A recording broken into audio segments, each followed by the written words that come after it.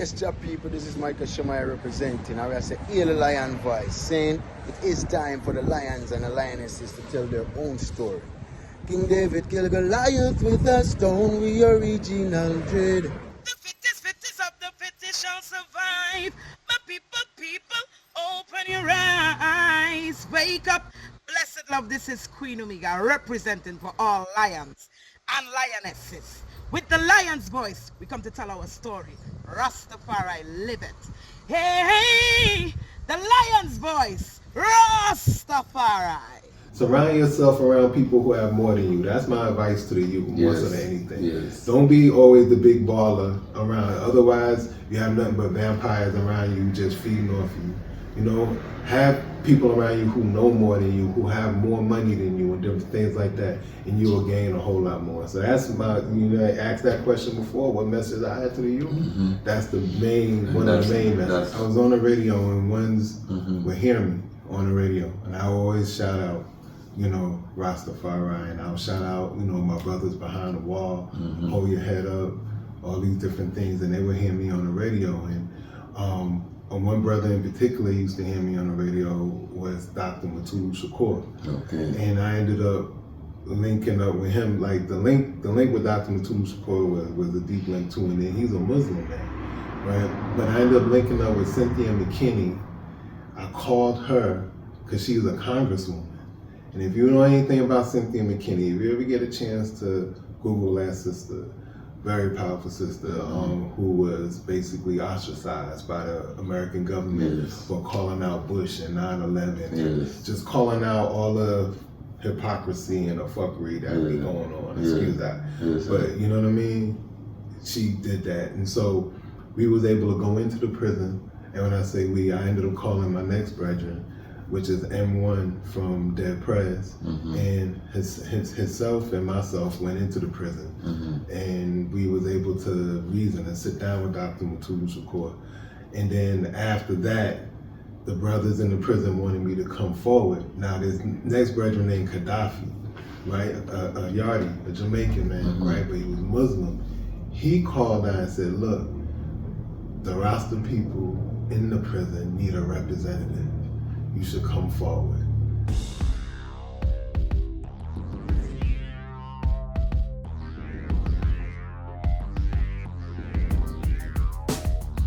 Well, Lion Voice, tell them that's the people first choice. Lion Voice, make the lioness them feel nice. Lion Voice, with the lion cubs we sacrifice. Lion Voice, got to show the people them the life. Lion Voice.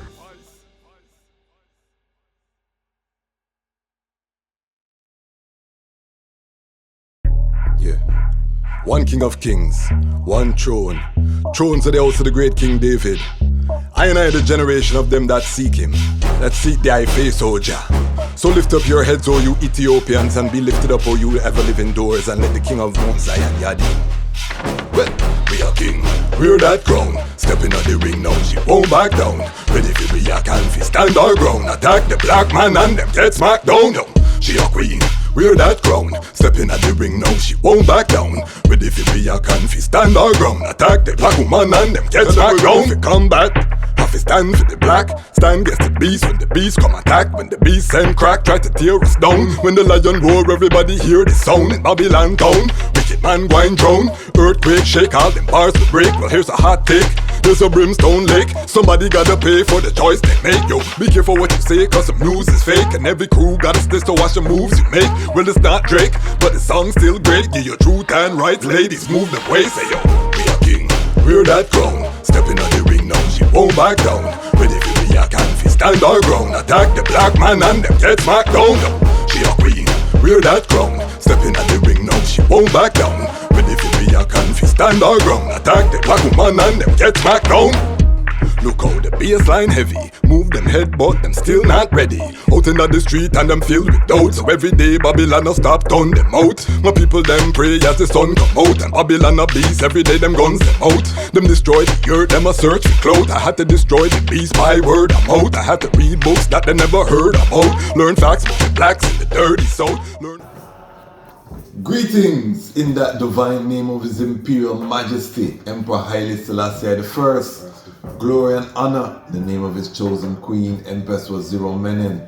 My name is Kwasi Bansu, aka Dejazmatch Kwasi, aka Ras Kwasi, aka the Reading Ras, aka the Panafrican Happy Man. I'm a creative industry attorney, I'm an artist, I'm an author, I'm an actionist, and right now I am the host of Lion Talk. Welcome. Yes, sir. Lion Talk with Dea in Miami after successful staging of the Reasoning and Roots series. Yes, sir. I'm here with one of the promoters who made this event happen. We're here at the Lalabella Institute. Brethren I have is one of the workers in the vineyard. We're going to hear about some of the works. Yes, I'm here with one of the workers in the vineyard of Rastafari. We have some fire angels that go into hell to do the works of His Majesty. We're going to hear about them works that the brethren is doing. Special classification of angels for do them works there. Who am I talking about? I'm talking about I-Ras. You see him here, brethren. Give thanks, bro. One of our brethren in the Atlanta region. We're gonna go through the history and really see, went to a HBCU like I myself, you know, from the Caribbean like I myself.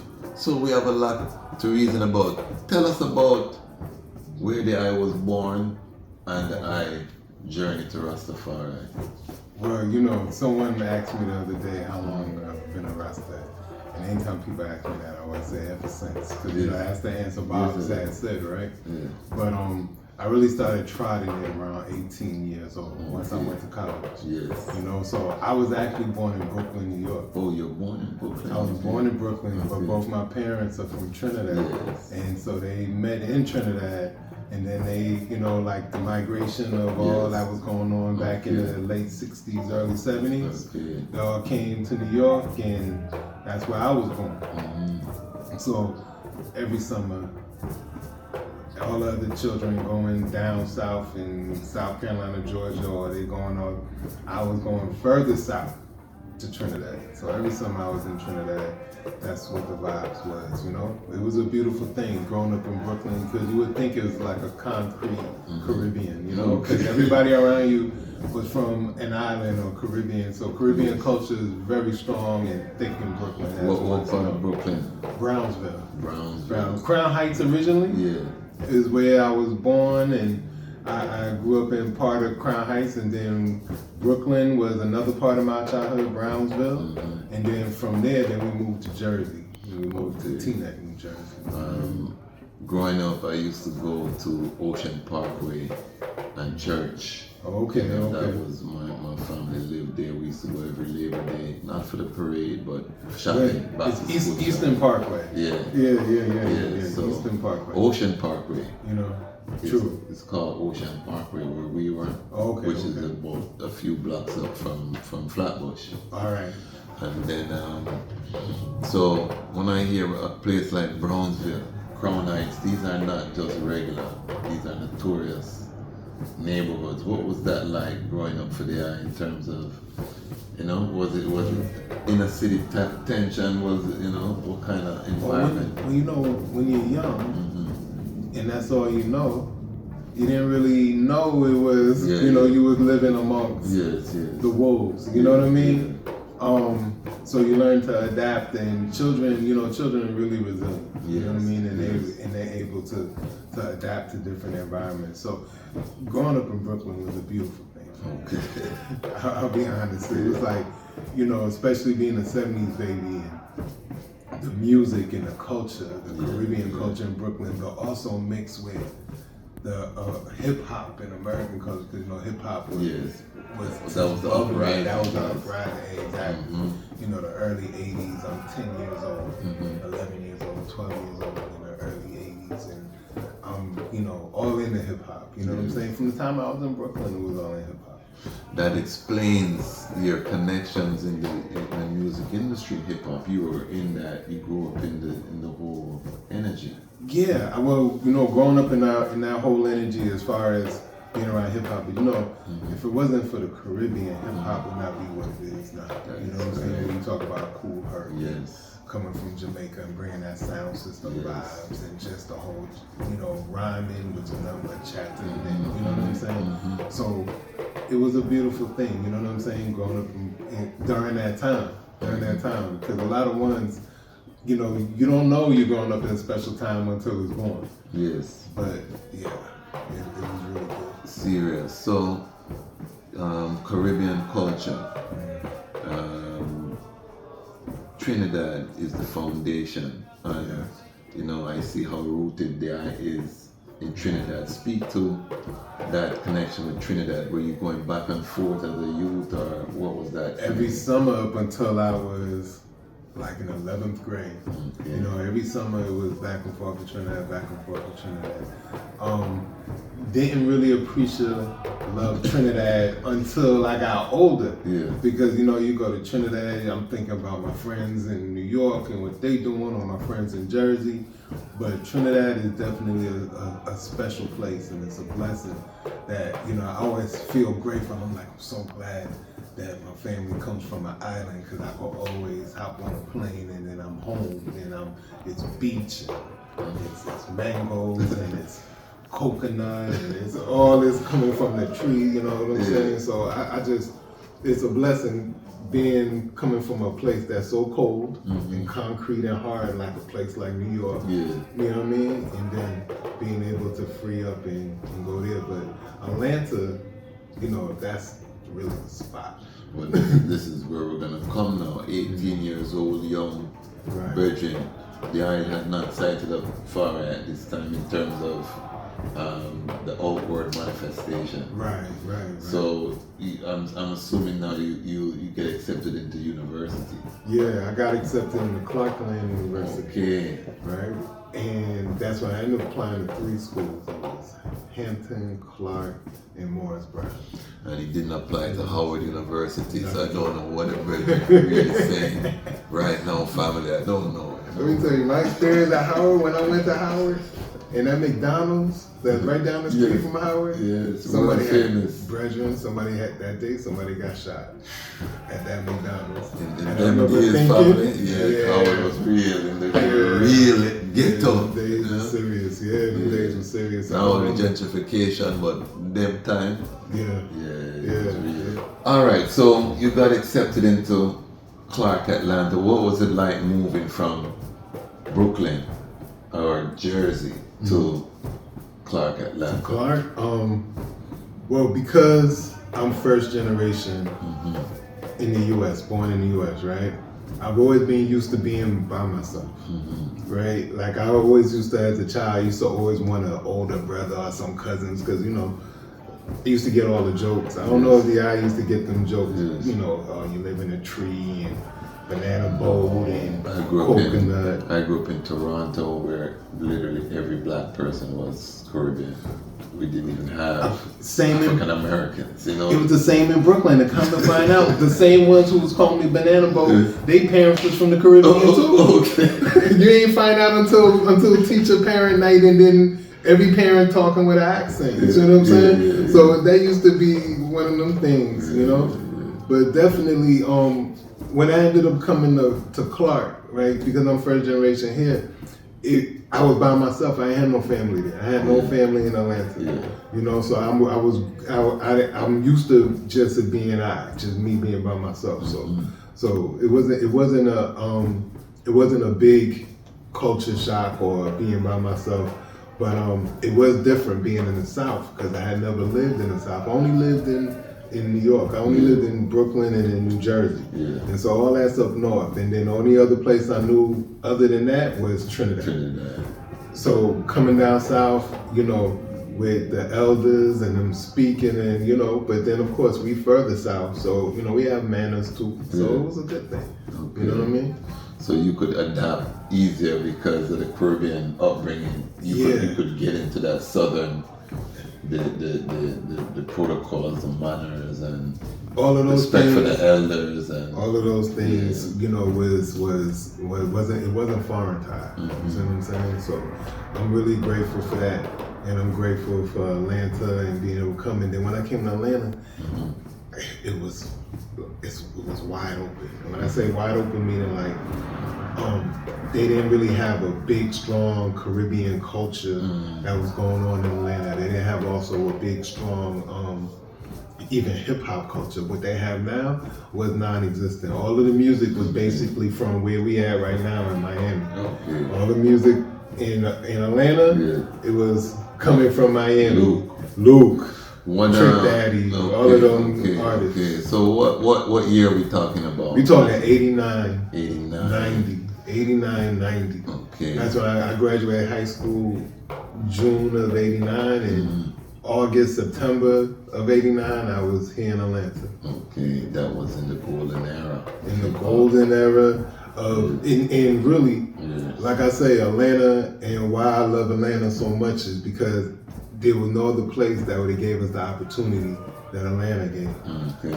Almost everyone I know who came during that time is basically doing well. Meaning that we was able to get in on the houses when they were very, very cheap. Yes. We was able to live and establish ourselves in Atlanta. When I first moved to Atlanta, it was only 2.5 million people. Oh, wow. In this day and time, Atlanta right now is 6 million people. Wow. You know what I mean? New York is 8 million. Back in the day, New York used to be 6 million. How much were houses back in them time?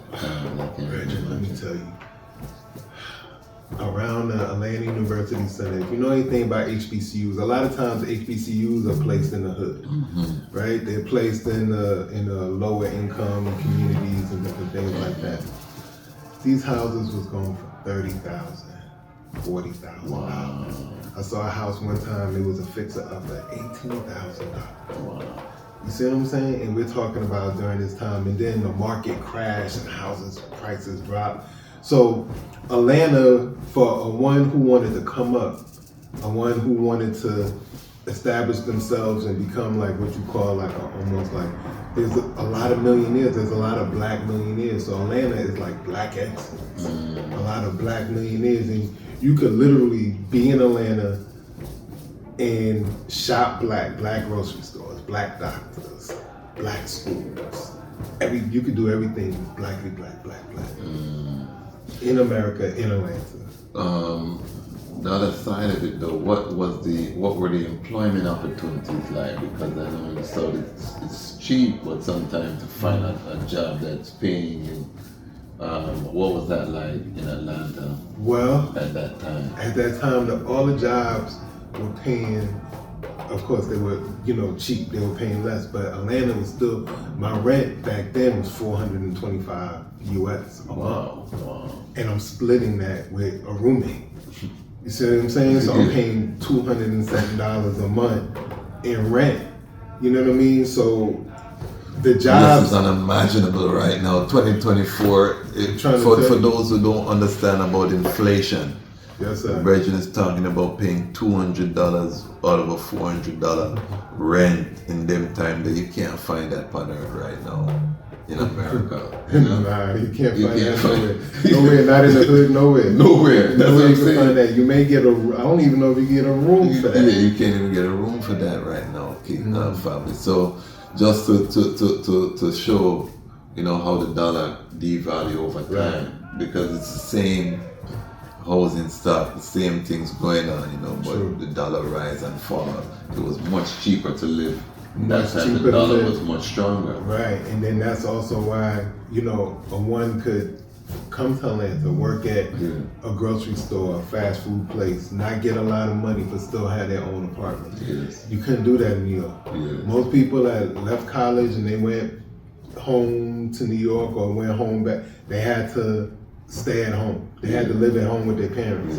The reason I didn't go to New York and Jersey is because my father told me I couldn't have the basement. I asked him because I didn't want to go back to living in a room. 4 years of college. Yeah.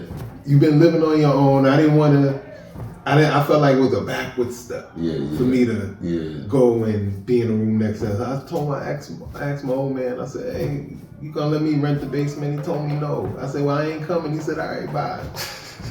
I said, but that changed the whole trajectory in my life because at that time I had employment in New York. I was going to be a manager working for the phone company. I was going to be making really good money for a 21, 22-year-old. Okay. But when he told me I could not, because I knew I was making good money, I was going to have to live at home for a while. And I didn't want to live at home not for one more second because I was 4 years on my own since I was 18. So stayed in Atlanta, had children, developed a community, and been there ever since. Where did the Rastafari revelation? Where did that come from? Yes. Let me tell you, right? Being from Caribbean, always seeing Rasta. Always, you know, as far as, you know, visually, seeing Rasta man all over the place. But I also saw, as a young child, Rasta men being persecuted. Rasta men being chastised, Rasta men being cursed, and all these things by the community, seeing how the police in Trinidad were treating Rasta men and different things like that. So I always had like almost not necessarily sympathy, but just like, why they treat that man like that? He don't bother nobody. I see them get cussed and they just keep walking. He don't bother nobody. Why they treat that man like that? So I always had a certain level of interest and love for the ones Rasta. But then it really came forward like it was some kind of mystical thing where I was agitating and when I like that, and I know I was listening to music and a vibe, and next thing you know, Haile Selassie's face appeared, and this man face kept appearing, and I didn't even know how to spell Selassie. You know what I mean? And all these different things, and I wasn't even necessarily conscious. I didn't grow up with like a certain level of revolutionary, you know, consciousness, and you know, so all of this stuff is stuff that I was being exposed to in college and learning. But it was funny, like in terms of Rastafari, like it was like a lot of, it wasn't just ones from the Caribbean. As far as in Atlanta, you know what I mean? You had ones who was born and raised in Georgia dealing with Rastafari. You know what I'm saying? You had ones who was born in America and they were citing His Majesty. So it was like, it was a whole group of us. And we was young, all of us was young and from the college. And then you had ones that came forward, like Mama Bubbles came forward, and Ross Headful, and Sam Brown, and all these ones came forward, all these elders from Yard came forward to Atlanta. And the vibe was strong. The vibe was very, very strong. Let me ask, what impact did the music have at that time? Sizzla Kalonji, well, you were before Sizzla, right? Yeah. What impact did the music have on the Heights, and who was there listening to? Well, of course, you know, Bob was very strong. You know what I'm saying? That's because I even told ones a lot of times, the first time you probably even heard Haile Selassie's name or even heard anything about Rastafari, Bob is sometimes the first Rasta man that anybody has ever even seen. That's a fact. You know what I mean? So that's why I give enough love and enough respect to Bob. I know I've heard ones call him we don't deal with your reggae God and different things like that. But you have to understand the message that Bob brought forward. And, you know, this is his month too. You know what I mean? We're in February. So, you know, I give thanks. But Bob, with Peter, was very, I always gravitated more towards Peter. You know what I'm saying? Because he had that fight. You know what I'm saying? So, yeah. In terms of what the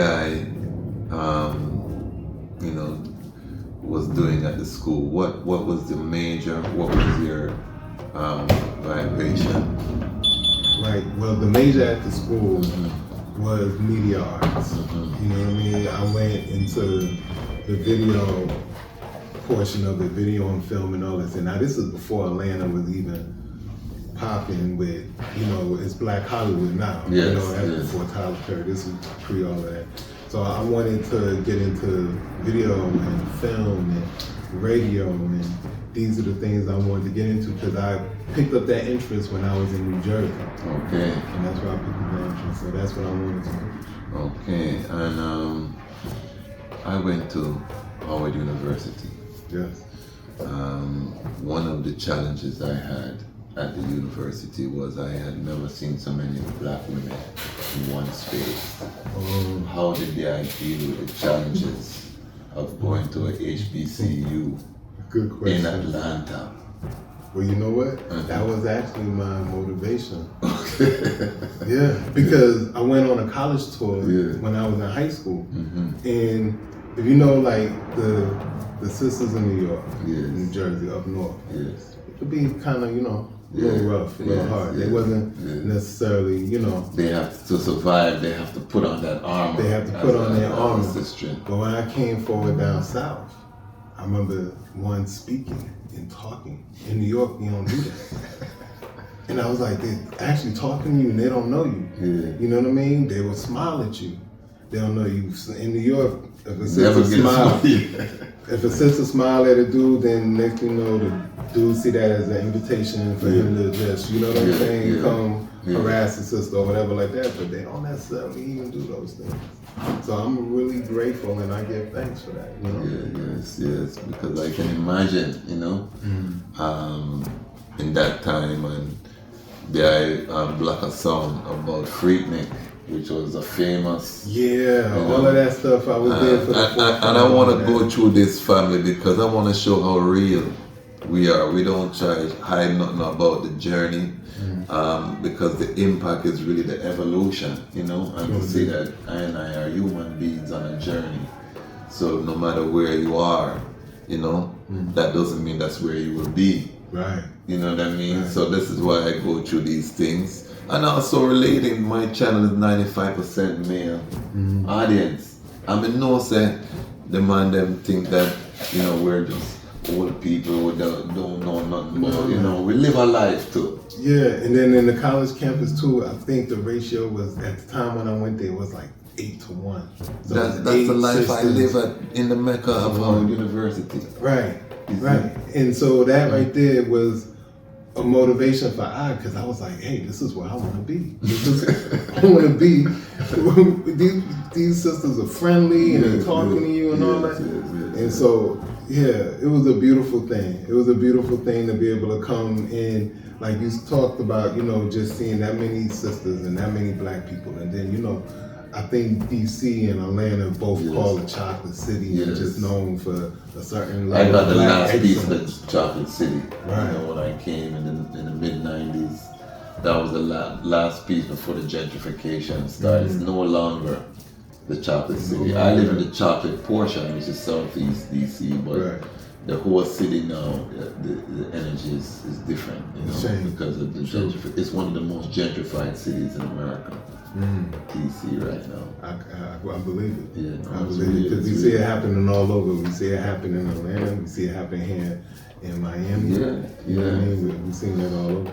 And it's real because capital is coming forward into the cities because this is all part of the Armageddon in the ancient time, The cities is where the wealthy people live. Right. And the poor people live out in the suburbs because they wanted the defense of the walls when the army was attacking. They wanted to be able to have that comfort. So all of the wealthy people are moving back into the defensible portion. They know it's about to get real, So in terms of I Majesty now, you're on the college campus. Are you're seeing Rastas, you're encountering them just because of the Caribbean link, or what was it? Really, Reggie and I was like, we didn't have, coming forward, we didn't have those elders, we didn't have them ones coming on campus. We didn't have no, at the time when I was at Howard, I saw some Ras selling stuff on campus and whatnot like that. But when I went to Clark and I was in Atlanta, I didn't see any of that. You know what I mean? I didn't see any of that. So a lot of ones, it was like just a bunch of young brethren who His Majesty touched, and we all was just studying and reasoning and studying and reasoning and studying, and then eventually after college is when I started to see the elders and all of them started coming forward. And when I like that, because I believe us being down here, we started to grow and we started to get bigger. That's how the Atlanta Rastafari community started to grow. You know. What was your first job out of college? What were you doing? Out of college, my first job out of college. Okay, my first job out of college, I was working for People TV, right? A little community TV station. You know, I was working for them, and then I also linked up, which I wasn't working for them at the time, but I was volunteering for a radio station. Okay. You know, it was a way for me to get my foot in the door and whatnot like that. So, yeah, I was working for People TV, and I was doing a radio station thing, and I was living in Atlanta. I wasn't thinking about money or anything like that because somehow or another, being young, I got it a little confused as far as, you know, thinking Rastafari, I don't need no money, you guys are Babylon, we don't need that. Yeah. You know what I'm saying? I ain't concerned with that. I stopped paying taxes, everything. Man, when it's time for me to buy a house, you know how much taxes I had to, you know, go forward and pay again? But yeah, I remember I stopped paying taxes. I was like, at one point, I was like, man, if I buy a driver's license, I don't want that, I don't want none of that. I just did on Rastafari, I'm gonna move, you know? But eventually, I realized I matured a little bit more. And we hope that young people don't have to go through that stage, you know, that we can evolve where we can just wise mind, they can hear from a virgin light, the eye, and know that fire burn need to be balanced, you know, right. From a young, because it's gonna put hurdles in your way down the line when you gotta go pay those taxes in a lump sum or try to get a payment plan, or you gotta try to, you know what I mean, get the license and the paperwork. If you want to rent a car, simple things, you know what I'm saying? You want to buy a plane ticket, and now they say you can't pay. You know, back in then, those days you could go cash or whatever. Now they want credit card. So you're gonna be ingrained in Babylon's shitstorm in some form or some fashion. You know what I mean? But it's just as far as like dealing with Rastafari and coming forward into it, because we didn't have certain ones and certain elders, which I believe ended up being a good thing. Cause just cause you got gray in your beard or just cause you're old don't mean you're right. You know what I mean? So for all I had to do was follow the personal example of Haile Selassie first. Once I followed that personal example, I never stay wrong, because anytime I talk with ones and I talk with people and I would talk with certain elders in the community, I would get confused because sometimes the answers didn't make sense to me. And then I was like, but you know what does make sense to me, what I could understand crisp and clean and clear, is Haile Selassie's message. And we're blessed to be in a time where we could read and listen and hear everything that the man said. And I think that explains one of the critical chapters of the I. I introduced the I that the I is one of the angels that trod into hell. And when I'm talking about hell, what I'm speaking of is that the Virgin does work in the prison system. In the belly of the beast. In the belly of the beast. So certain angels, you know, armored. I've been in a maximum security facility, been in a prison facility. It's not a nice place in terms of I-Ras.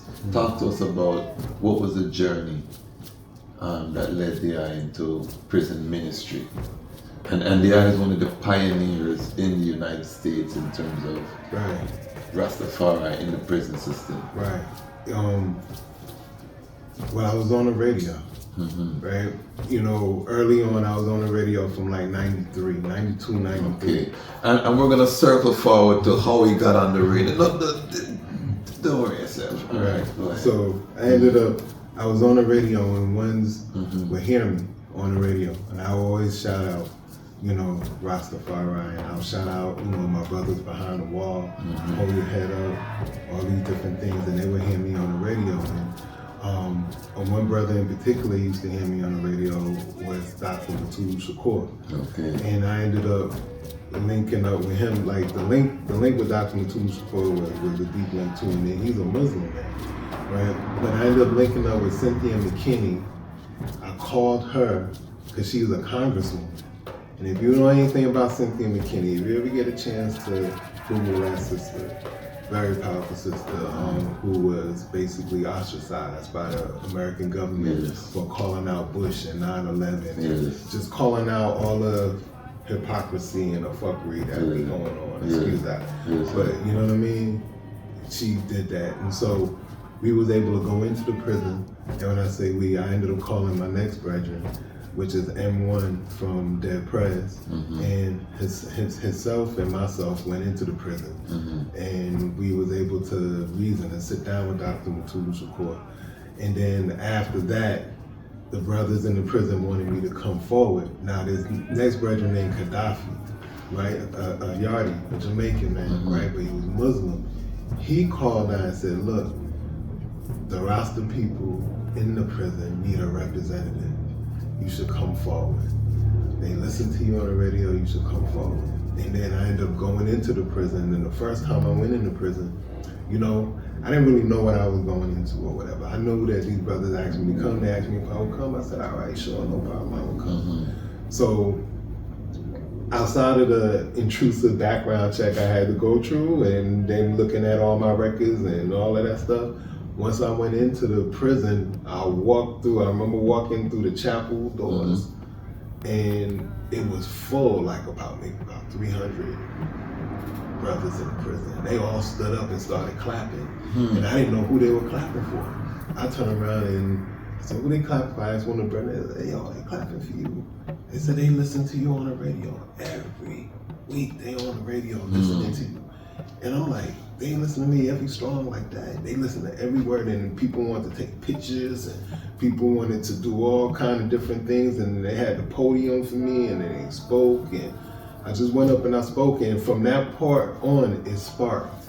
And they was like, look, we need a Rastafari representative and different things like that. Now, originally, I didn't know who plans to go into prison. Nobody wants to go into prison because of the energy and the vibe that was there. And then they was like, you know, the whole vibe as far as being a priest and all that. I was like, I ain't no priest. You know what I mean? That's something like, I was like, I never, you know, decided being a priest, because even, you know, growing up in New York and Brooklyn, when you thought about a priest, you see the white guy with the collar. My parents didn't want to send me to none of the public schools, so they sent me to Catholic school, Holy Family School in Canarsie in Brooklyn is where they sent me. You know what I mean? And I remember the priest and all that from there. So some of that stuff kind of stuck in my mind when they was like priests, and I thought, oh, I have to act a certain way and be a certain way and whatnot like that. And then I remember Queen Mother Moses one day was like, I-Ras, when's your birthday? And I told her, I was like, yeah, it's in June. And she was like, hey, you're a Levi. I was like, I'm a Levi. I'm like, oh, okay. I'm like, what's that? You know what I mean? And Queen Mother Moses started breaking down 12 tribes and all the different things like that. And she started telling me about me being Levi. And this is early 90s now we're talking about. And then at that point, I was like, okay, I'm a Levi. And I realized that I've been doing that work all along. Even on the radio, I wasn't just playing any music. Every song had a message. I used to call it message music. You know what I mean? So I was trying to put out nothing but good energy and good vibes and whatnot like that. So it's like I've been doing certain works that seems like now when I look forward on it, it's priest work. You know, from the time I was small, I remember giving clothes and taking old clothes. Even at 18, I'm in Atlanta, and I got old clothes that I just didn't wear anymore, and I'm giving it to homeless people that I see. That's all over the place. You know, all that stuff is priest work. When ones be coming forward to the eye for certain advice and certain things like that, and counsel and all these different things. And I've always had that, even from the time I was young. Always had my peers and all that come forward. And so I realized I was doing this priest work, and then when this came forward, one thing I'm obedient. You know what I mean? Even if it's something I feel like, oh, I really don't want to do this. But if it come my way, I feel like it's come my way for a reason. His Majesty and Her Majesty put this on my plate. And so I'm gonna make sure that I uphold it and do what I need to do to the fullness. I think that's very admirable in terms of what the I has done, because that's not an easy work. You know, it's a dark place. You know, you're going into dark spaces. You're dealing with trauma, you know, upon trauma. And, you know, for anyone who's been in a prison, they, you know, it's kind of dehumanizing to you know, with the searches. You have to go through these different levels of, you know. When I had a virgin, big up I Gift, who was, you know, he was getting set for deportation, and you know, it really impacted her if you go down into these depths, you know, because it's like you're going down long hallways, you know, and then it's like a portal into hell for you. Man, the prisons I've been to, if I start naming them all, okay, of course, USP Atlanta, Pollock, Oakdale, USP Lee, USP Big Sandy, Talladega, USP Estelle, Coleman, the whole Florida industrial complex, some prisons in Virginia, I forgot the name. You know what I'm saying? All these prisons I've been to, where I've seen our brothers, and I call it a blessing, be able to see our sisters one time. One time, and I'll never forget what them sisters told me. They said, "Thank you for coming," because they always forget about us. They always go towards the men, and they deal with the men, but they always forget about us. Are there Rastafari sisters in prison? Very few, but there are some Rastafari sisters who's doing their best to hold their covenant while they're in prison. You know, and I gotta give a shout when you talk about Rastafari sisters in prison. I give enough love to Queen Mother Moses, who is now a chaplain in New York State Prison. And that was a journey, and I'm sure when you ever get an opportunity to interview Queen Mother Moses. Queen Mother Moses is an alumni of the Lion Voice. She's already been on the Lion Voice. She will return. You know, we make sure that she returns. But big up Queen Mother Moses. She's a member of the Lion Pride and frequent watcher. You know, she pops up in the comments. So big up Queen Mother Moses anyway. Right now she's in Ghana. Yes. Tell her in terms of the radio journey. How did that radio journey begin? You're working, you know, a young man out of college.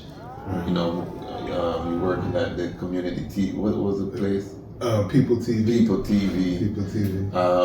How does the radio journey manifest? The radio journey manifested as soon as I got to Atlanta. Remember I said there wasn't really a strong Caribbean culture or anything like that. So I was like, where the reggae music? Where the Caribbean music? Where the up north hip hop? All these different things. And I couldn't find it, so I felt like I had to develop it myself. Okay. So the hip hop I was able to, but then I had a brother that was just a couple years older than me. His name was Glenn Simmons. They call him the Reggae Ambassador, right? He was like, if I was 18, he had to be maybe 21. You know, starting off at Clark University doing he had a reggae program, and I used to sit in with him on the reggae programs, and that's how I got the radio bug. Okay. And then from that point, Clark's radio station, it was a jazz radio station. There was only one reggae program, and Glenn had it. So I wanted to see where could I go so I could play reggae, and I could play the hip hop that I want to play in these different things. And I found a community radio station, WRFG, 89.3 in Atlanta, which I'm still affiliated with to this day.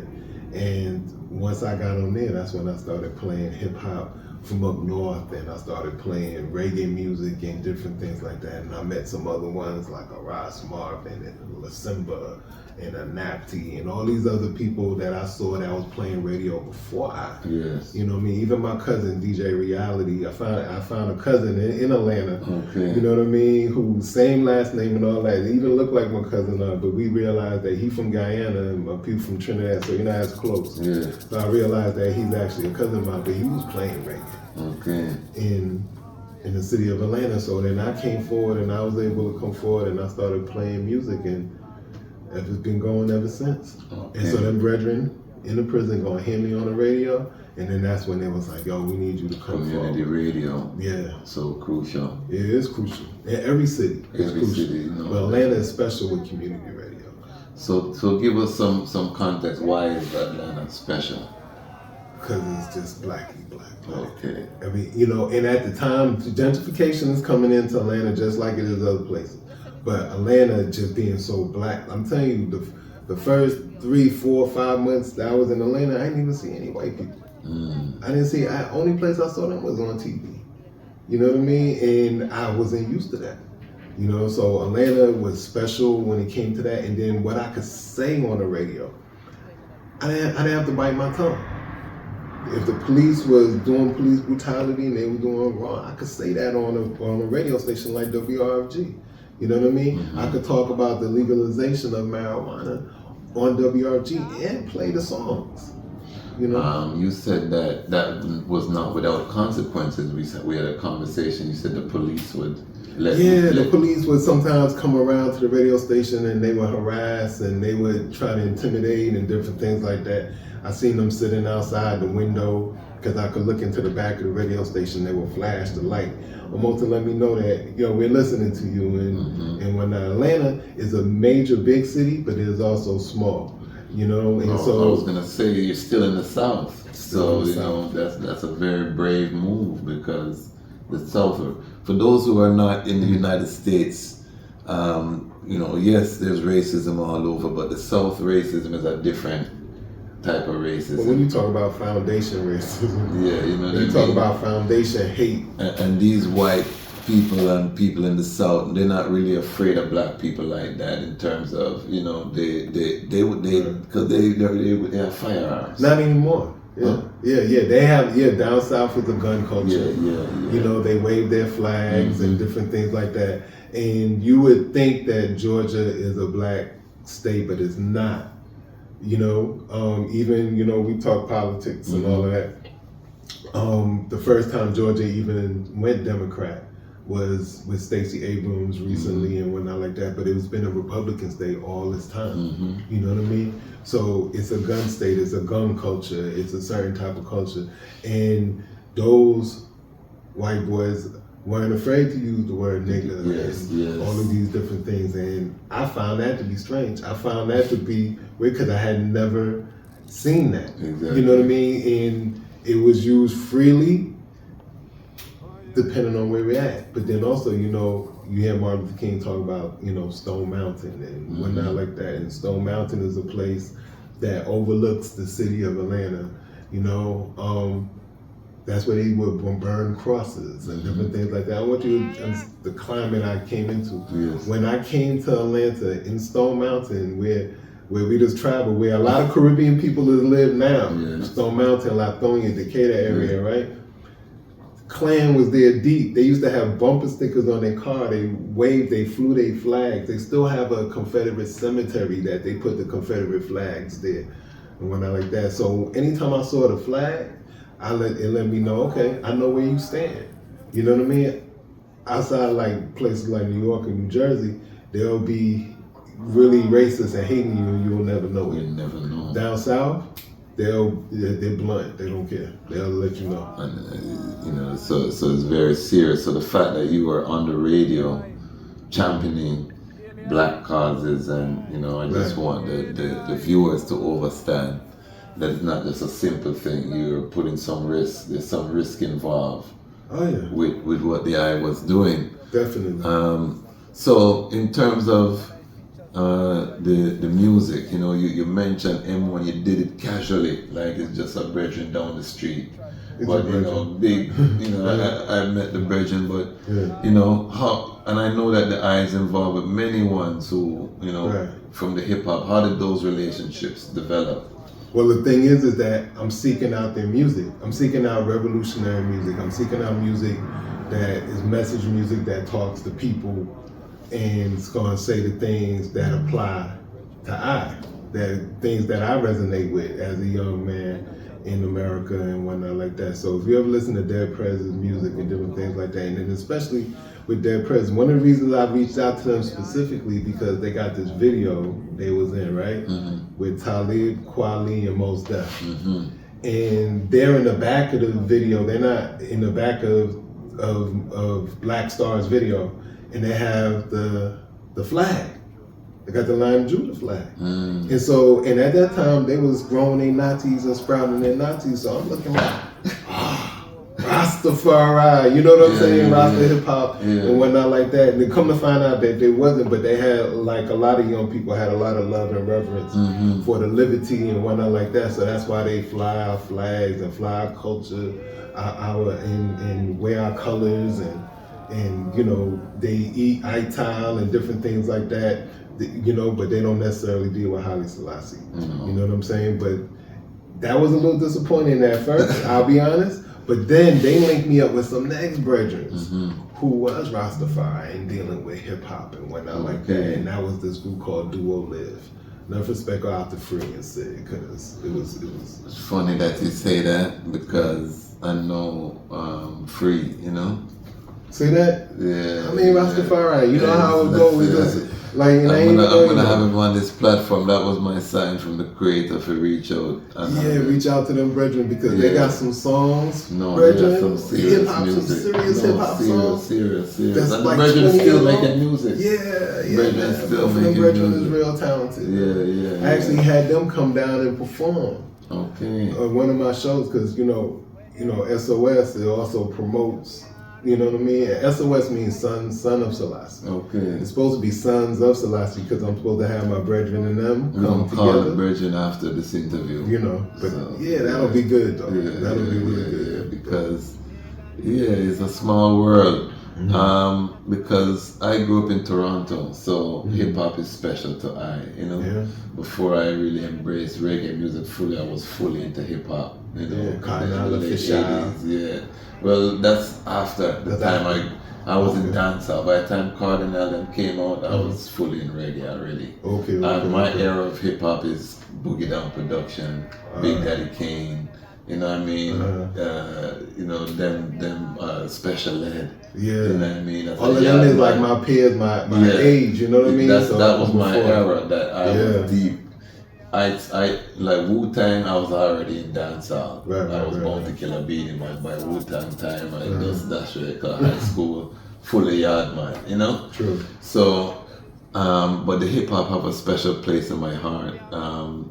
You know, I interviewed Cool Herc. Cool Herc is family. Cool Herc and Cindy is family for I and I, you know? Good thanks.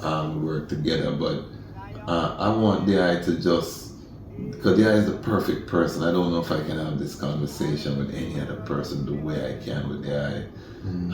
Rastafari has not really hit hip hop. You know, you had a 5% that really had that vibration. You've had other, you know, even Christian rap is a thing, big genre. Right. When we look at it, you have I and I, which is I and I Pete Rock group, and you have Duo Live, but we really haven't had Rastafari in hip hop. And I say the day Rastafari take hip hop, are problems for Babylon. It is problems for them. Yes. But the thing about it is that I remember looking, and one of the only ones that I know that was saying they were Rastafari and claiming it way back in the day with J. Rue. J. Rue, how can I forget J. Rue? The Damaging. Yes, you know but his songs wasn't really. I never heard him say Haile Selassie. Yes. I'm not saying that he didn't. Yes. I personally never heard him say Haile Selassie. Because I didn't know. It's when I went back and I said, okay, it look like a Ras now, you know.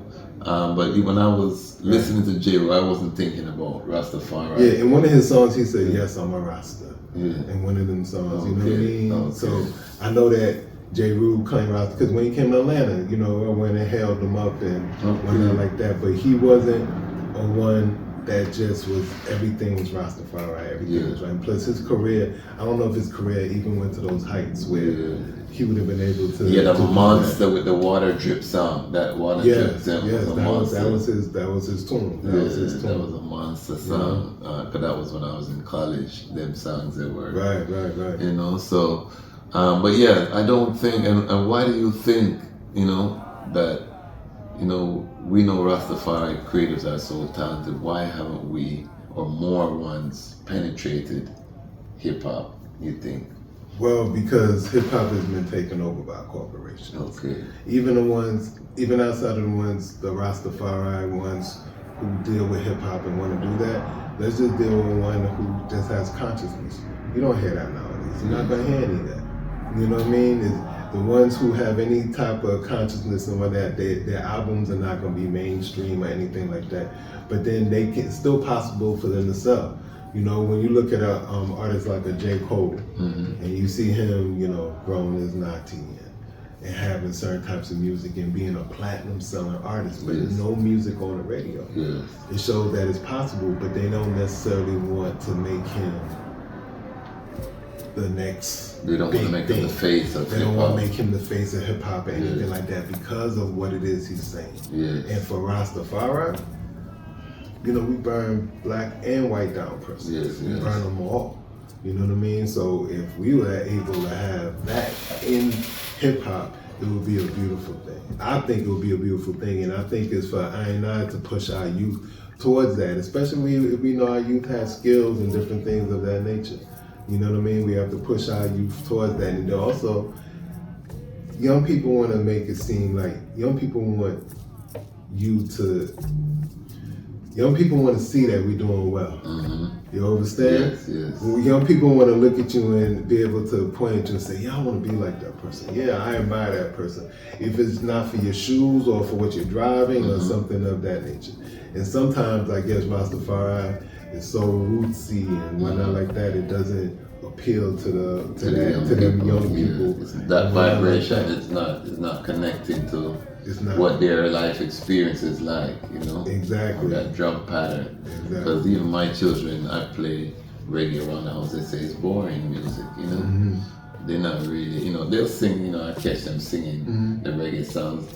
And, you know, they like Chronics and them kind of things, you know, even though those brethren are older than them, but they gravitate to the hip hop, you know? Programming you, brethren. Yeah. You could program them. No, I program them. Yeah, man. No. I mean, just for the people out there. I every morning I play music in the house. I set the you set the current. Morning, in the gates. And that's why my youth, even though they tell me it's boring, they know the words to the song. My youth same way. My youth same way. I program them to the point where, like, I took my oldest youth to Trinidad at one point, and I had them around Queen Omega and Prophet Benjamin and King David and all these artists, and they were performing. And he's there like, yo, this is a flashback to my childhood, because this is the music that he was listening to. Every morning when he got up before he go to school, in the car, I drive it. I control the vibes. I control what we're hearing in the music and all that. That's why the father's presence is so crucial. You know what I mean? Crucial. I'm a bigger influence than Lil Wayne. Yes. I'm a bigger influence than any of those rappers. With my youth, I'm the biggest influence. Yes. And it's easy as turn the TV off. Easy as turn the radio off or control what they're listening to. Control, especially when you look at a place like we're at in Lalabella Institute, the images on the wall, all of those things are very, very important, you know? So we could program our youth, and that's what it is. And you program your youth from young, you know, when they get older, they're gonna, even if they stray, they're gonna come forward again to it. Because that's their foundation. So that's the foundation. Yeah, man. So what about a 46-year-old attorney in hip-hop named Dejazmatch Kwasi? Is it possible? You know why it's possible? Because D.I. is following the pattern of independence that His Majesty have set. And the reason it's possible is because you have a target audience. Yes. I-Ras. Yes. It's your target audience. You see what I'm saying? And then I see D.I. even had a couple of songs on some hip-hop beats, some hip-hop, some of the young people, them tracks. And whatnot like that. Yo, pull one of them young people on the track with D.I.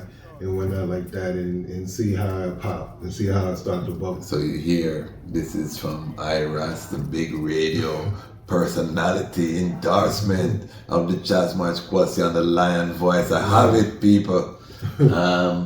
No, but we give thanks because I think we definitely, you know, hip hop is a genre Rastafari need to take, and I know that when we do take to the hip hop and that sound is coming through, I know that's one of the signs that Babylon is in the latter days. Because once Rastafari grab that and they use them get His Majesty, they're not gonna let it go. And you know, the creativity of black people is gonna just multiply in all different formats and things. because it's gonna spring up all over the country. The African American is the last, and that's what Bob was trying to do when he passed away. He was trying to reach the African American audience. That was why he started doing the Apollo. He said, I'm not doing the stadiums. I gotta go Central Park. Yeah, all of them things to try to reach black people in America, because it's the most influential culture. We don't like to say that as a Caribbean, but African American culture is the most influential culture on the planet. Jamaica a close second, though. I tell you that. I said that. I said Jamaica. Yeah. The Caribbean is a close second. Yeah. Jamaica is a close second. I said that because we're a cultural superpower, but I say we're behind, because even in Jamaica, when you look, they trying to be American.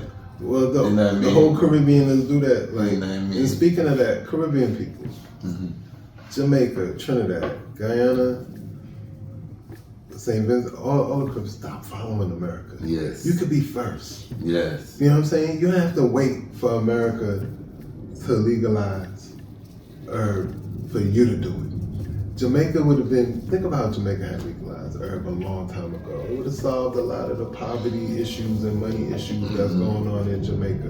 The problem is that the governments get a lot of money for anti-drug interventions, and they don't want to stop getting that money because, Stop the cocaine and all that vibes, but the herb... And America is very forceful. I'm working with the community in Jamaica on sacramental ganja. So I am in meetings with the Jamaica government. So I'm very careful and respectful. However, we can do more. We can do more, and we're confident that more will be done currently. Now, that being said, what's the future movements? What is the future? What is the vision toward repatriation? What is happening now currently? Well, right now, currently, at this point in time, repatriation is what it's about, and it's a reality. I've been to the continent already. I already know, my eyes is on Ghana. You know what I mean? That's the vibe that's been real strong. Even before I even touched Ghana, that's the vibe that was strong. I like to see more on the east. I like to go Zanzibar and Tanzania and Malawi and those places like that. Yes. I definitely want to see those places. The east is the beach culture. If you're a beach man. Okay. West Africa, the beaches. Coming from the Caribbean, where we know beach. Yeah, I know what you're talking about. You know what I mean? Yeah. The Atlantic Ocean is too rough. The Indian Ocean have that nice turquoise water and the blue, that we love in the Caribbean. We're spoiled. Right.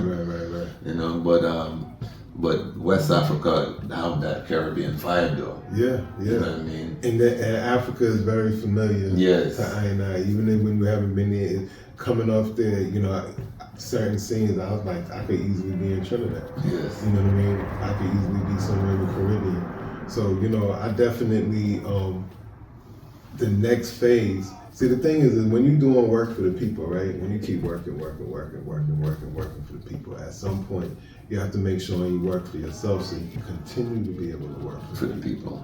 You see what I'm saying? So you have to, it's like self-preservation, and you got to make sure that you put yourself in a space that's happy, a space that where you're content. And if you could find that, because there's work to be done over in Africa too, plenty work to be done all over. And then with this advent of technology, give thanks to Haile Selassie for pushing modernization and technology, and that's like with the Lion Voice, you're reaching all over.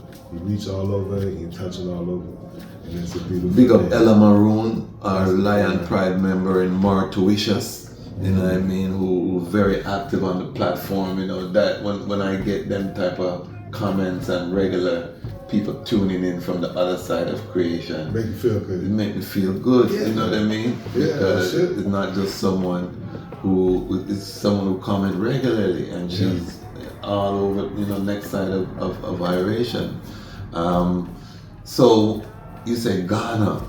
is the place for the eye. Kind of where I felt, but I also had a nice vibe. I had a nice time in the Gambia. Big up squad to the Gambia. Yes. You know what I'm saying? Oli Matatao, enough respect. Big up squad. Big up Ole Mata. Yeah, big up squad to the Sons of Light. You know what I'm saying? They were over there, formerly the boys. Yeah, I just met one of the members at the last Organic Fest. True. Bilal, you brought Bilal, Bilal. Enough respect out to Bilal. I was a big boys fan back in the day, man. I tell you, dial my heart.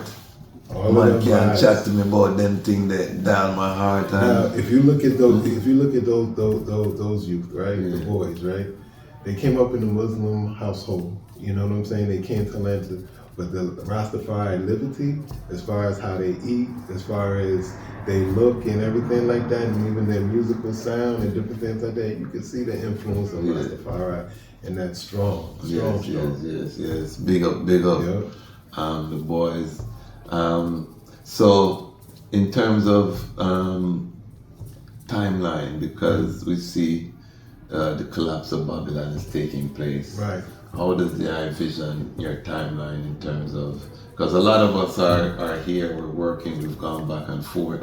But do you feel any sense of urgency, or are you just moving with how things unfold, or how is the eye just checking time? I feel like this. I've always felt a certain sense of urgency, but then also I know there's a certain lifestyle I want to live and how I want to live.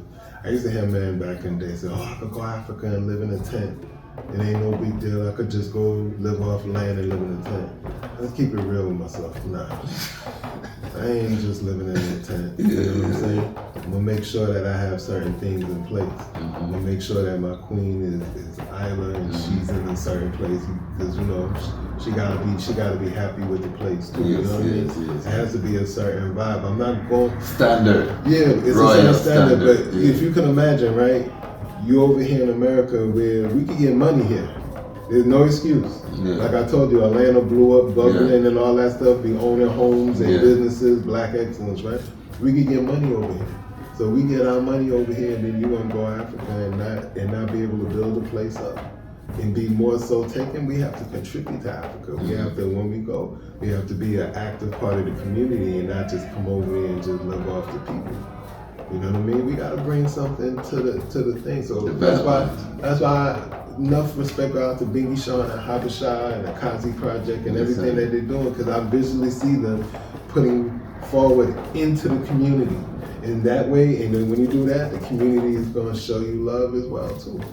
No, I tell the people when you come to the Volta, where we have the Kazi Institute, we are a part of the community. The village. We employ the village workers. They come, they have pride. They come and bring, when their families come from overseas, they come and bring them to Kazi. Yes, sir. They're taking pictures. Kazi is a big thing in the town because they see the work, and they saw it come from nothing, because we were going there from 2004. We started going to the Volta, to that area, and we were brought into that community by an ex-Ras who used to live there, Ras Aswad, from Atlanta as well. Sir. So he was the one who really opened the door to that community, and so the love that we have there. So no guy could come to Volta and try a thing, and even when the place was being built and certain things were happening on the work side, because runnings are going, the community come and show these things, so that we can, so the collective security in Africa is really the people. Don't go to Africa thinking that you're going to be in a gated community and lock off yourself and live in lavish and you're not going to interact with the people. That is the wrong concept for repatriation. Repatriation is about the repair, the breach. Okay. Yes, definitely. So that is right on time, but and then I bought land while I was over there too. Okay. You know what I mean? They have right now. The land that they have over there is still, even though the price is going up, it's still cheap for us over here. You know what I mean? So the Cebu village enough respect is for the expats and whatnot like that. I'm not too sure if that's where I'm going to be, but I know I have a that's piece in of Cape land Coast, and I told Cape him Coast. offline, make sure you hold on that, Yes, because sir. even I am looking into probably investing, because the plans that they have for Cape Coast is a next level. You know, Africa, people have to understand, Africa is in the process of modernization right now. So the next 10 years of development, and I coming from DCC, what 10 years can do to a city. Right. You know what I mean? Right, yeah. I lived through that. I Yeah. saw ghettos, slums transform into multi-million-dollar enclaves. So this is the time to get into Africa. Some people say you're late, but I don't feel late, because everything is in time. And the thing is that what I purchased that land for, it would be the same price as like a Gucci bag or one of them things. So I want ones to know, like, you could have certain vibes and whatnot like that. You know, ones have cars, $40,000, $50,000, $60,000 cars. You don't necessarily need that, but you're paying for name brand when you could actually own a piece of land. It's important. And the legislation, you know, I know a lot of people are concerned because of Ghana right now, you can only lease. But remember, the more that the diaspora comes, the legislation is going to change. Land reform is going to be a part of that. It's going to be, you know, because they want, you know, it's going to be very competitive in West Africa in particular for the diaspora dollar to return. So so once we're there, trust me, things, and Africa is a place where things change. You know, things can get done. People make things happen. True indeed. You know what I mean? Depending on who you know, who's there, how we're coming together. So it's just a place that's wide open. That's the vibration you get on the continent. You know what I mean? Yes, sir. So I'm glad that we'll be neighbors, because, you know, as I know, we're setting up in Ghana. And as you know, I feel the same way. I may have a gates in Tanzania or Malawi. Right. You know, I may have a gates in Nairobi. I may have a penthouse, you know, overlooking the capital in Angola. You know what I mean? You can't hold me, you know, in a one space. You know what I mean? The beautiful part about it is really, if you follow the personal example of Haile Selassie, the king. He's the emperor. Emperor. Yeah. You know what I'm Royal saying? bloodline. Yeah, man. The best of the best. This is not a poverty chart. I keep telling people. This No, is not, we're this not was taking never, no vow we of don't poverty. Have, we never had that example Right. from I Majesty. So where did that come from? Survival, persecution, you know, because people were being brutalized. Remember, in Jamaica, there was literal brutalization. They had to walk through gullies, not because they loved the gully, Right. because they couldn't walk on the roadside, because police stopped them, beat them, take break a bottle and trim you with a broken bottle. The type of atrocities that they were faced, throw you in jail. You know what I mean? This is born, so you're not thinking about the royal, and these are already people coming from inner city communities. True. Bakawal, when you hear about Bakawal was a dump. People don't understand. A refuge, rat and pig and hog running around the place, and the brethren them just take a section, clean it up, make some village. But it was a literal dump site that smelled, you know what I mean, like waste. People don't understand. You just hear these terms, but they made nothing into something, and they were living a royal life. And the reason why they were in Bakawal is because that's where people would leave them alone, because it was a dump. True. So they wouldn't be persecuted. They could be left alone there, because everywhere they went, people would run in on them and scatter them. So this is why Bakawal becomes a thing. You see, so we just say these things, but when you actually reason them, and the elders, they don't, you know, they tell you the name, but when you probe now and you ask questions, then you really see, okay, this was a dump?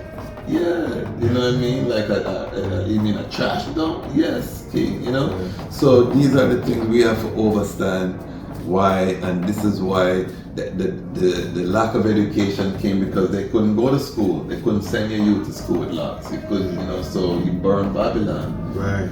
But you didn't have an alternative necessarily set up.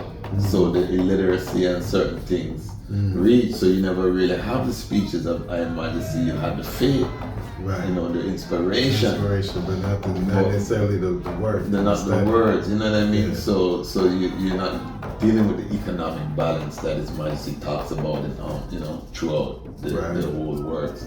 So we are the generation, and that's what we discussed off camera. We are the generation that has to, because we can't blame the elders. The elders did their work. They didn't say not one wrong thing in terms of the main pillars of Rastafari, the divinity of His Majesty, repatriation, the fall of Babylon, Aita live. True. You know, all of these things was, you know, herb as the healing of the nation. They were 100%. All that was foundational things. You know what I mean? Yeah. Those are they weren't wrong on those, but now the details of the building of the institutions this is our work. They passed the baton to I and I. They endured the beating. I don't get beaten when I go to Jamaica. I was walking through the airport, family, Baltimore, soldiers going to war. I have military personnel that salute me as a Ras. You know what I mean? I'm walking through, you know what I mean? These are hardened American soldiers getting ready to go to war, but because Rastafari have that, they see the Ras coming through, you know? Right. All general I salute, Yeah, you know what I mean? Well, what it is true is when they see I and I, like sometimes, like some people on my youth or whatever, they may say, yo, why people always giving you the head nods and hailing you up or whatever like that? I'm like, you know, to be honest, I was like, because they see the divinity surrounding I and I. And they just say, that's what it is. I was like, they see that and they see somebody that they feel like they need to get some type of energy from. So even when we look at them and we get them the head nod or we hail them up, you know what I'm saying? That energy that we're transferring to them can keep them going through whatever it is that they were dealing with, whatever tribulation they may be dealing with. The eye contact. That eye contact. I see you. I see the divine in the eye. Exactly. And people don't understand that's part of the Rastafari liberty. We look at people in the eye. This is why we can walk through dangerous neighborhoods and all these things, because we walking through, they see, and they see the light in your eye. They see the light, and they're not really, you know, like one be like, hey, Trinidad is dangerous and this place is dangerous and whatnot like that. Not saying that you don't have to be careful. You can't be. But at the foolish. same time, you know what I mean? Protected. And I've been protected. Look at how Babylon been burning, and we living in Babylon, and it's burning, and we still coming forward. I and I still here, so it's important. You know what I mean? It's important that ones are able to acknowledge the divinity within inside themselves. You see what I'm saying? Rastafari people, it's important that they acknowledge that. This is very crucial. I want to just give thanks for the eye, taking the time, you know, for this. And this is just the beginning. One of the things about this platform is that when you come on the Lion Voice Network, we're capturing a journey. You know, we're in motion. We're here at the Lalabella Institute. Brethren is one of the promoting team of SOS that helped to bring Iman here. Momo Elected will be here shortly. You know, so we're gonna interview the brethren again, different works, different things, get more of the story, go more in depth. I just want the eye to, you know, block some sound for the youths them that are coming up. What are your songs in terms of the messages, what they need to be thinking about right now? As far as the youth right now, they should be thinking about land ownership. They should be thinking about money. A lot of times youth take for granted. I heard a youth the other day, you know what I'm saying? Little 10-year-old boy said, I don't need no money. And I was like, because he's not hungry. You know what I mean? Anytime he flip open, he turn on the switch, the light comes on and whatnot like that. So we trying to, you know, get the youth more conscious of, hey, we got to get a little hustle, and you can sell some incense or some oils, or you can even create something. We want Rastafari creators, right? You can create something and whatnot, because you know, us as elders to these youth, when we see a youth doing something good, the first thing we want to do is come in our pocket and we want to support. And we want to make sure that we support these youth out there. So establish your businesses, you know what I mean? Establish your businesses. Get serious about education. Because education, you know, a lot of people say education is the key and different things like that. But it is the key out of poverty. You know what I mean? We don't have to deal with poverty.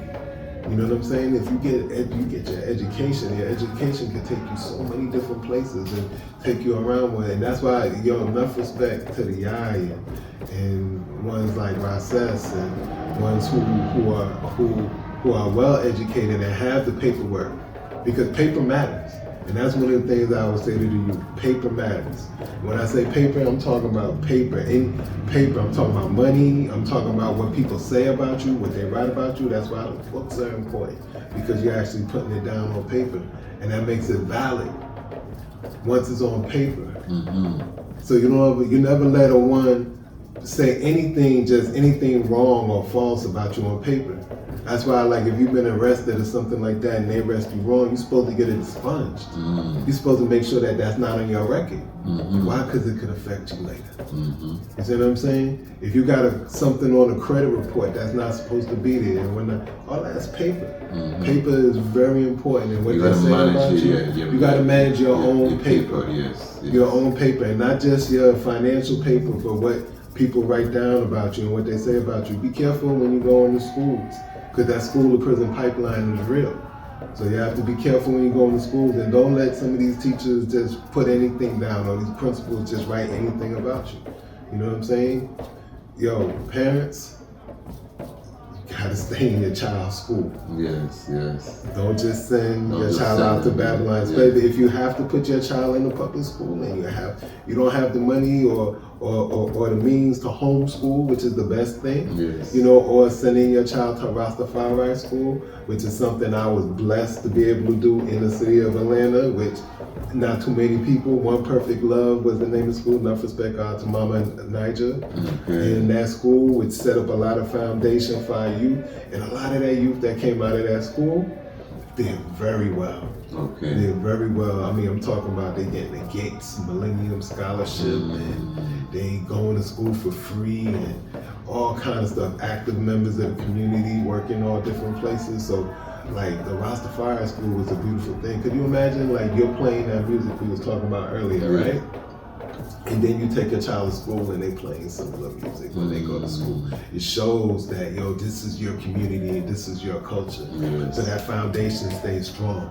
Because you send your child to school for all that time, and you're sending them to Babylon's institution, they're gonna learn certain things. That's why your child come home and they wanna wear, makeup, or they wanna eat something, some fruit rolled up that ain't really fruit, or whatever it may be, Because they're being exposed to it by their classmates. They're being exposed to it, So, it's a serious And education is the next portion that, when you talk about different interviews, like, we still gotta talk about prison. The prison thing with myself, Queen Mother Moses, and that tribe is a special tribe, it's a deep tribe, you know what I mean? And then the education portion of it. They got a lot of ones in the Rasta communities that are in the public schools that are like kind of like the spook that sat by the door and is doing their best, taking children to colleges and letting the children know. When you see that spark in that child, a lot of times you pull that child close to you.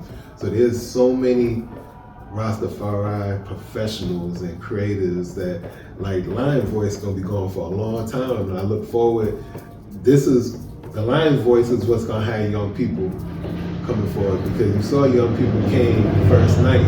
Yes. You see what I'm saying? Yes. Off of what they're seeing on TV, what they've seen on social media, what they've seen on YouTube. All of these things. The ecosystem is working. Big up the Lion Pride.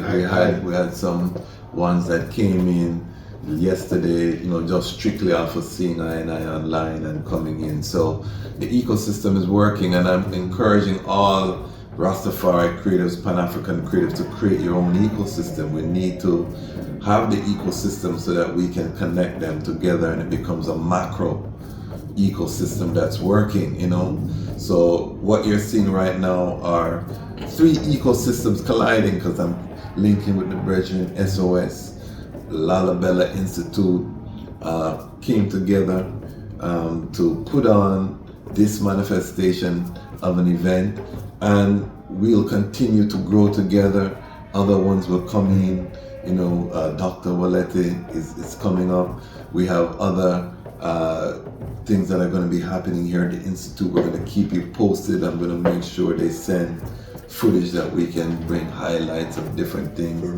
Because what I want, even with Lion Voice Network, is to have a news program where I can have clips, just people sending clips from different works all over the world, just like you have a regular news. This is happening in Malawi. This is going on, and people can see. Because right now we're in a visual time. We gotta be seeing the work. We can't just, there's a community. I want to see what's going on in Zambia.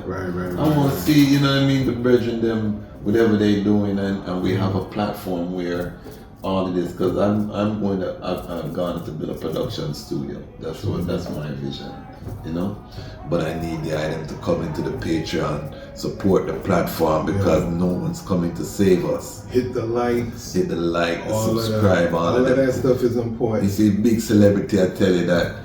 You understand? Endorsement. We never pay him to say that, people. You know what I mean? So I want to do a special actually with the eye on the live about the prison. Not even. Lion Talk, we go through the life journey, so people can see, because I want to humanize I as well. So that's why you see I ask certain questions, because I always want to humanize. Because sometimes people see I think it's so far from them, you know what I mean? Yeah. And we're just regular people, just like everyone else, who made choices. True. You know what I mean? And those choices have propelled us to where we are. Yo, brethren, when I tell you, as I sit here, there's so many shows that I have you up. When you touch Trinidad, there's a whole heap of people that you have to meet and interview and see what the vibes is going on in Trinidad. Yes. You know what I mean? Like, there's so much talent as well. So like I was telling you, in Trinidad, because even I might have to first go night, with the eye. Yeah, man, that'll be good. And I'll make sure I set it up. We're going to hit Amazon. And we're going to hit I want to buy some dog plates. I want to do some. All of that. We're going to see Black Chariot, Prophet Benjamin, Solid Rock, Queen Omega Linus, Marsha. And then I video all Kushite, all of these artists and people and ones who's doing real powerful things and really good things there. You know what I mean? Tobago is one of the most beautiful islands I've ever been in, and it's very African. And I hope it stay that way. And with the collaboration, the item I've seen with the I Never Knew TV, maybe we can just make it a thing with even I Never Knew TV, because they're doing documentaries and things as well. So you never know, people, if you're not part of this is something that's in the genesis, I'm videotaping all these connections and networks in real time. I tell people my superpower is the network, because whatever I cannot do, the network can do, someone in the network. And that is how we gain that superpower. And it's a superpower that anyone can develop. That's the beautiful thing, you know what I mean? It's a superpower that anyone can develop. A network, a strong network of ones, takes you to places you can't even imagine. Brethren just say, well, I could do Trinidad, I'm going to hold him to that. Trust me, people are going to see it on Lion Voice. But just give us, again, how they can tap in with the eye, how they can support the eye, if there's any way they can financially, because we want to circulate the Rastafari dollar. The brethren is doing powerful work. I know it's not free to visit all them prison, do all of them work. How can they support the eye? How can they tap in with the eye? Well, the next event is going to be right here again in Miami, Lalabella Institute. You know what I mean? So it's going to be a Reasoning and Roots, and that's going to be March 16th. So like how you can support I is by coming to the events and supporting the events. We have Roots in the West End that's going on in Atlanta. You can support them type of events. I have the Malcolm X Festival, which is coming up in May 18th and 19th of this year. You can come to those events and support those events. You know what I mean? Like those things, those are the ways to support it. I'm I-Ras Levi. and I'm on social media. I'm on Instagram. I ain't do TikTok and all of them vibes yet, but I'm there. So, you know, you can see the events that's popping up and what's going on, and support. Really, you know how you can support I even more so is by supporting the I. You know, by supporting shows like this, like the Lion Voice and whatnot like that. Make sure this video has 20,000, 30,000 views, or even 1 million views. We need to get it up to these type things, so ones could generate a certain form of income. Because see, the thing is that my brother doesn't have to give me money directly. All he has to do is make the money, and money does trickle. It'll spread. It does come forward. Trust me.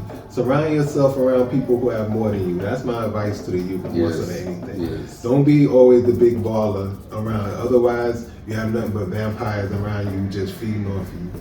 You know, have people around you who know more than you, who have more money than you, and different things like that, and you will gain a whole lot more. So that's my, you know, I asked that question before, what message I had to the youth? Mm-hmm. That's the main, one of the main messages. That's a very powerful message, because you need to surround yourself with people who are where you want to be. Yes. That's why I have I-Ras here. I want to be, you know, in them spaces, Dr.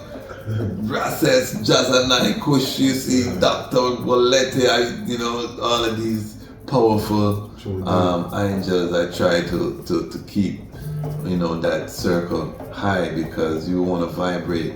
We want to keep vibrating higher and higher and higher, yes, sir, to reach them angelic heights, you know? Yes, sir. And the more you tune up the frequency, the more your reality changes to that frequency. You know, certain things I don't encounter because I'm in a on the frequency then. Right. You know what I mean? And that's... I agree with you. There's certain things like, I don't have any brethren that beat their wives or beat women, all of that type stuff. So I wouldn't know anything about that Exactly. or whatever like that, because I don't surround myself around those type of people. Exactly. You know what I mean? So I give thanks that ones like the eye and that iron sharpen iron, because when I could look at the eye and I could look at a Benny Sean and I could look at a Dr. Kush and I could look at ones who have buildings and institutions like this, it's important that you can touch it.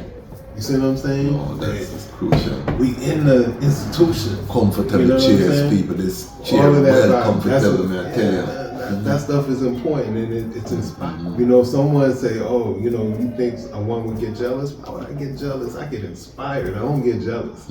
I get inspired. So if I see a one that has more than what I have, or that has information that I may not have, I either want to learn that information, or I strive to have more myself. And that one a lot of times can show you the path to prosperity. Yes, I. Not just materially, but also socially and also spiritually. Humble yourself. Spiritually prosper. Yes, I. Rastafari. So again, this is just the beginning, people. This is just part one. Part one. We're gonna bring the brethren forward. We're gonna be doing a lot more works with the brethren. You'll see it all here. Why? Because the time has come for the lions to tell our own story. And this is the Lion's Voice.